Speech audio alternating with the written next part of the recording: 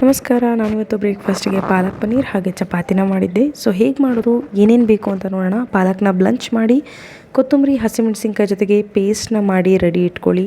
Next ಇದಕ್ಕೆ grind ಮಾಡೋದಕ್ಕೆ ಇನ್ನೊಂದು ಪೇಸ್ಟ್ ಬೇಕು. ಅದು ಏನಂದರೆ ಟೊಮ್ಯಾಟೊ, ಈರುಳ್ಳಿ, ಗಸಗಸೆ, ಚಕ್ಕೆ, ಲವಂಗ, ಗೋಡಂಬಿ ಇದಿಷ್ಟನ್ನು ಒಂದು ಸ್ಪೂನ್ ಎಣ್ಣೆ ಹಾಗೆ ಸ್ವಲ್ಪ ನೀರು ಹಾಕಿ ಬಾಣಲೆಯಲ್ಲಿ ಚೆನ್ನಾಗಿ ಬೇಯಿಸಿಟ್ಕೊಳ್ಳಿ.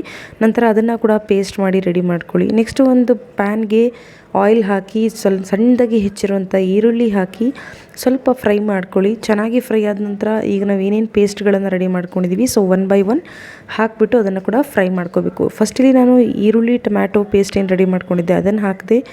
ನೆಕ್ಸ್ಟು ಪಾಲಕ್ನ ಪೇಸ್ಟ್ ಏನು ರೆಡಿ ಮಾಡ್ಕೊಂಡಿದ್ವಿ, ಸೊ ಪಾಲಕ್ನ ಪೇಸ್ಟ್ ಹಾಕಿ ಮತ್ತೊಂದು ಸಲ ಎಲ್ಲ ಚೆನ್ನಾಗಿ ಮಿಕ್ಸ್ ಆಗೋ ಥರ ಕೈ ಆಡಿಕೊಂಡು ಅದನ್ನು ಒಂದು ಸಣ್ಣ ಕುದಿ ಬರೋ ಥರ ಫ್ರೈ ಮಾಡಿ. ಯಾಕಂದರೆ ಇದರಲ್ಲಿ ಯಾವುದೂ ಹಸಿ ಅಂಶ ಇಲ್ಲ ಹೋಗೋದಕ್ಕೆ, ತುಂಬ ಕುದಿಸೋ ಅವಶ್ಯಕತೆ ಕೂಡ ಇಲ್ಲ, ತುಂಬ ಸ್ಪೀಡಾಗಿ ಆಗುತ್ತೆ. ಸೊ ನೋಡ್ತಾ ಇದ್ದೀರಾ, ನಾನು ಮಿಕ್ಸ್ ಮಾಡಿ ರೆಡಿ ಆಗಾಯಿತು.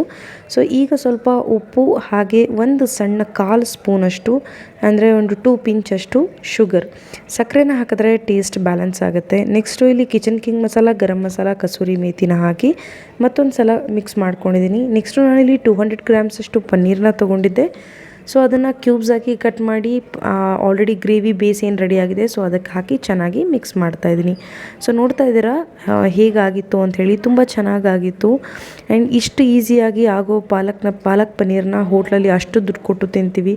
ಸೊ ಮ್ಯಾಕ್ಸಿಮಮ್ ಒಂದು 200 ರೂಪೀಸ್ ಖರ್ಚು ಮಾಡಿದ್ರೆ ಮನೆಯಲ್ಲಿ ಒಂದು 4ರಿಂದ 5 ಜನಕ್ಕೆ ಗ್ರೇವಿ ರೆಡಿ ಆಗುತ್ತೆ.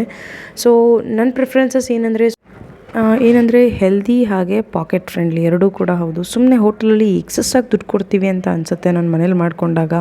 ಸೊ ನಿಮಗೂ ಹೀಗೆ ಅನ್ಸುತ್ತಾ, ಯೋಚನೆ ಮಾಡಿ. ಸೊ ಎಲ್ಲನೂ ಮನೆಯಲ್ಲೇ ಮಾಡಿಕೊಂಡು ತಿನ್ನೋದಕ್ಕೆ ಟ್ರೈ ಮಾಡಿ, ಹೆಲ್ದಿಯಾಗಿರುತ್ತೆ. Happy eating and thank you so much.